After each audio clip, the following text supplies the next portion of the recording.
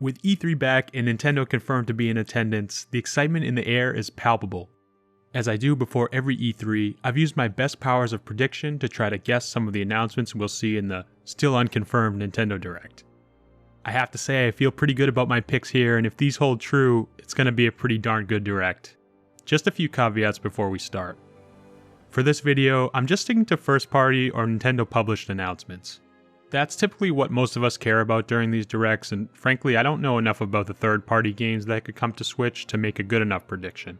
Also, this list is a combo of both my personal dream announcements and announcements I think are realistic. Finally, you'll notice that in my predictions there's going to be a lack of Pokemon. That's because I'm predicting Pokemon will not be included in the E3 presentation.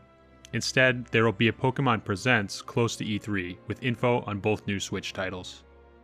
Now, here goes nothing. Here are my official predictions for Nintendo's E3 2021 presentation. I'm gonna read this like I'm a 4chan leaker or something. The show will open with a gameplay trailer for Breath of the Wild 2.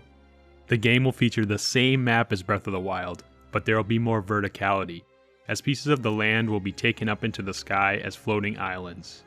This will also leave underground caverns below them to explore. While the paraglider will still be in the game, there will be a flying mountable creature allowing for free flight, maybe something like a Loftwing or an entirely new creature. Link will be the only playable character. Sorry Zelda fans. The trailer will end with the title reveal and a release date of November 2021.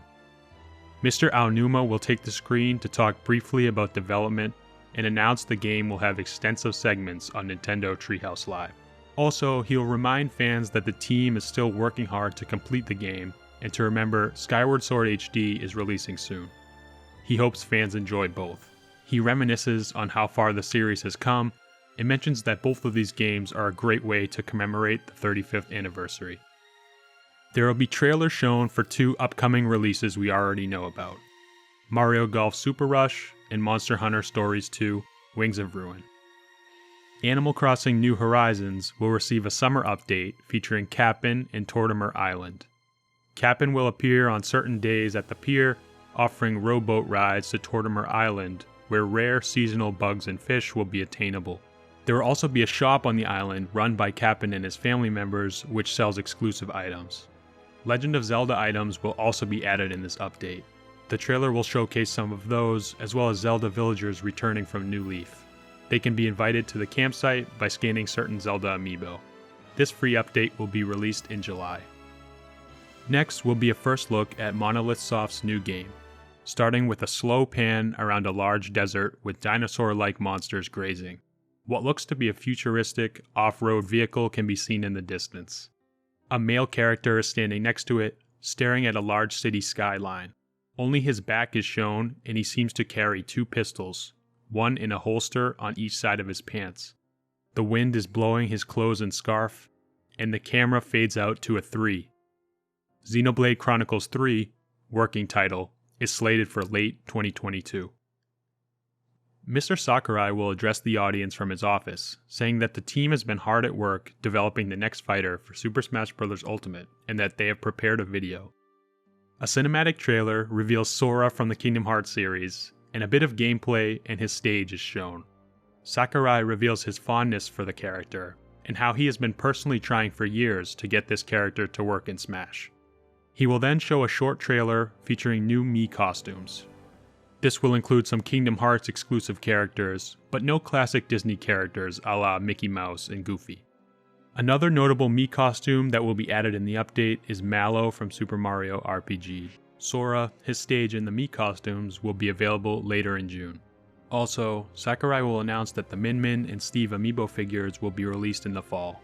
He will then comment on how there is only one character left for the Fighter's Pass and how it has been quite a journey. He hopes fans have enjoyed what has been released so far. He laughingly notes how he can finally take a rest after the last fighter. He extends a heartfelt thank you to the fans and says how much he has enjoyed working on Super Smash Bros. Ultimate. He mentions he is unsure of the future of the series after Fighters Pass 2, but he does have one more thing to show. A trailer begins and reveals Master Chief from the Halo series as the final fighter in the pass, planned release for late 2021. An all-new 2D Metroid game will be revealed, developed by Mercury Steam, the developers of Metroid Samus Returns. It will have a similar art style to Samus Returns, but will be visually gorgeous in HD.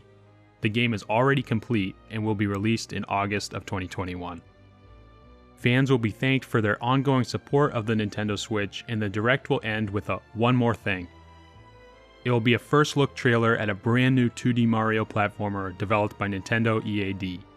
It will have a drastically different art style from the new Super Mario Bros. Series.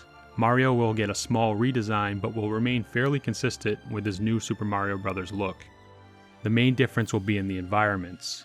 The levels will have a more detailed, hand-drawn look similar to the Ori games and will feature a variety of new biomes.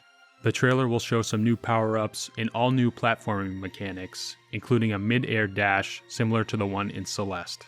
The game will be a full reboot of 2D Mario and is already nearly complete. It will be released in September 2021. And there you have it. Those are my predictions for Nintendo's E3 2021.